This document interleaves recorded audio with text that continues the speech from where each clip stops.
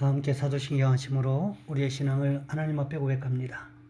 나는 전능하신 아버지 하나님, 천지의 창조주를 믿습니다. 나는 그의 유일하신 아들 우리 주 예수 그리스도를 믿습니다. 그는 성령으로 잉태되어 동정녀 마리아에게서 나시고 본디오 빌라도에게 고난을 받아 십자가에 못 박혀 죽으시고 장사된 지 사흘 만에 죽은 자 가운데서 다시 살아나셨으며 하늘에 오르시어 전능하신 아버지 하나님 우편에 앉아 계시다가 거기로부터 살아있는 자와 죽은 자를 심판하러 오십니다. 나는 성령을 믿으며 거룩한 공교회와 성도의 교제와 죄를 용서받는 것과 몸의 부활과 영생을 믿습니다. 아멘. 찬송가 449장입니다. 예수 따라가며 복음 순종하면 우리 행할 길 환하겠네. 주를 의지하며 순종하는 자를 주가 늘 함께 하시리라.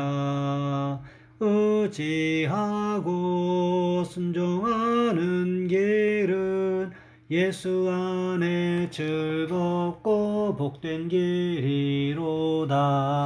해를 당하거나 우리 고생할 때 주가 위로해 주시겠네. 주를 의지하며 순종하는 자를 주가 안위해 주시리라.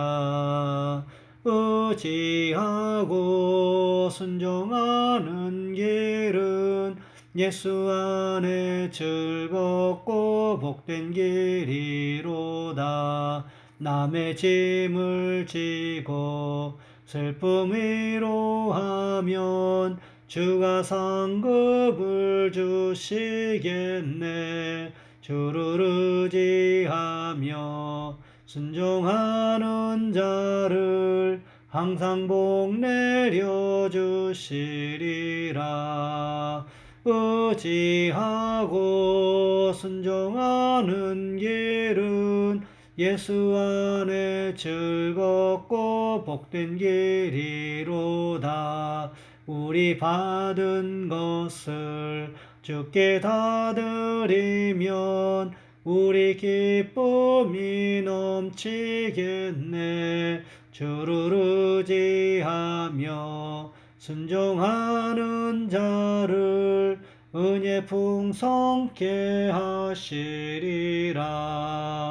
의지하고 순종하는 길은 예수 안에 즐겁고 복된 길이로다. 주를 힘입어서 말씀 잘 배우고 주를 모시고 살아가세.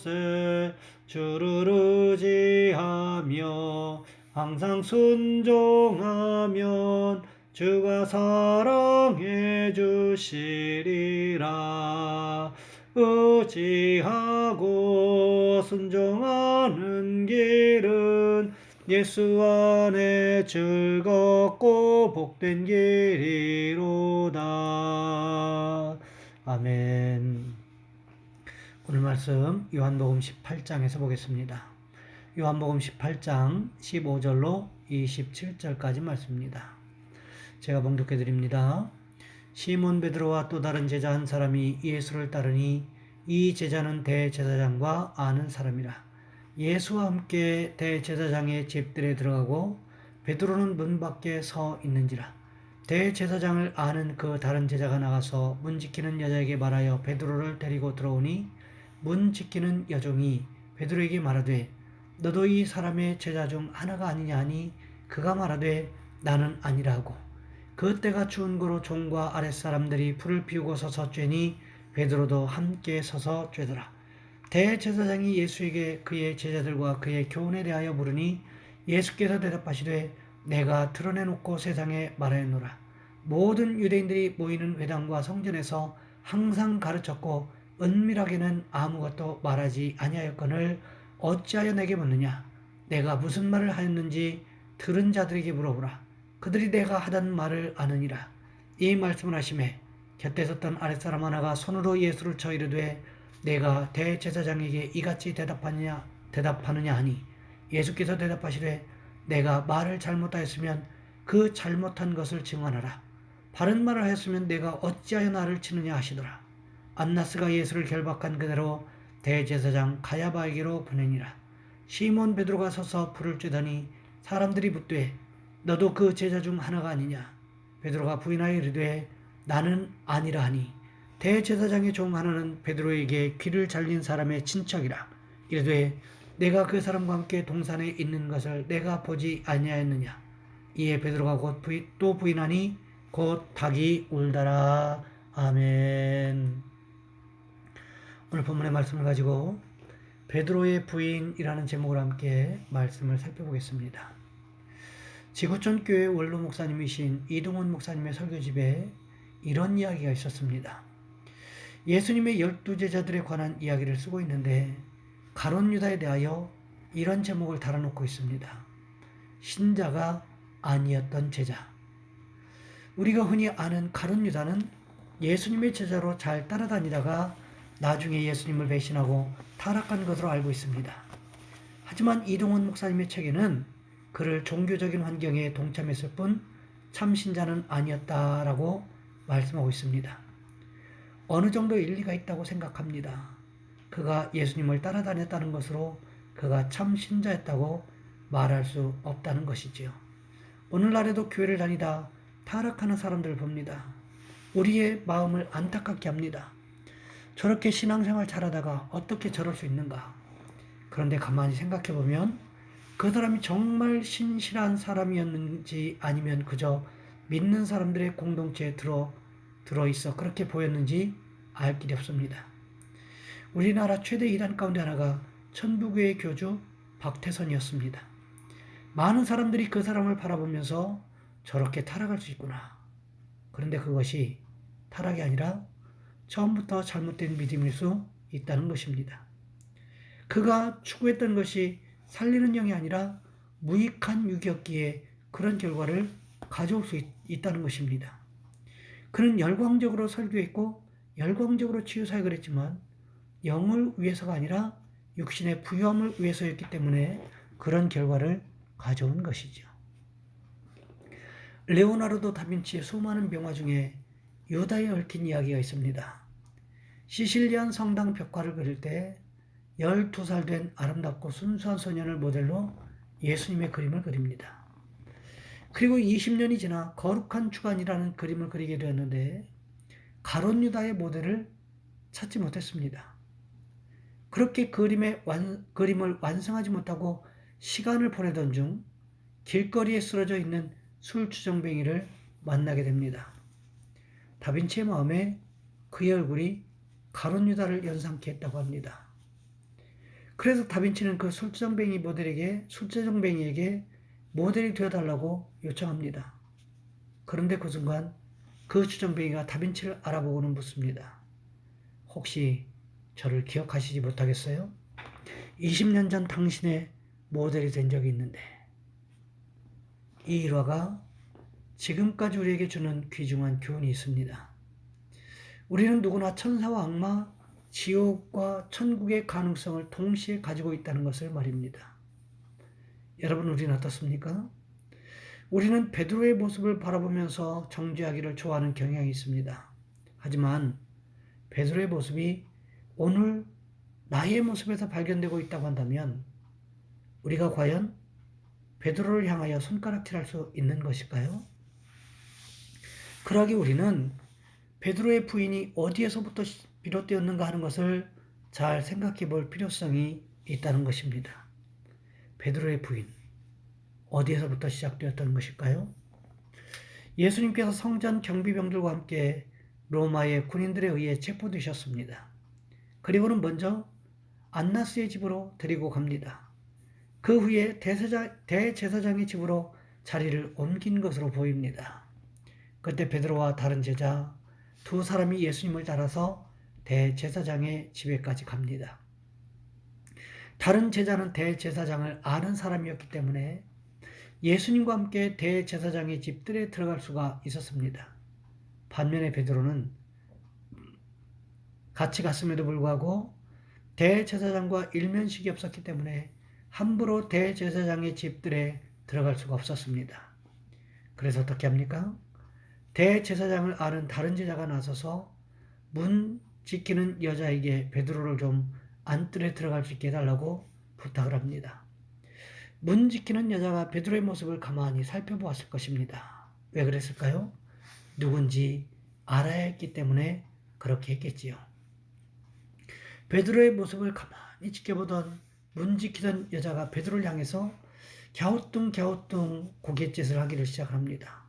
그러더니 어디서 많이 본 듯하다고 이야기합니다.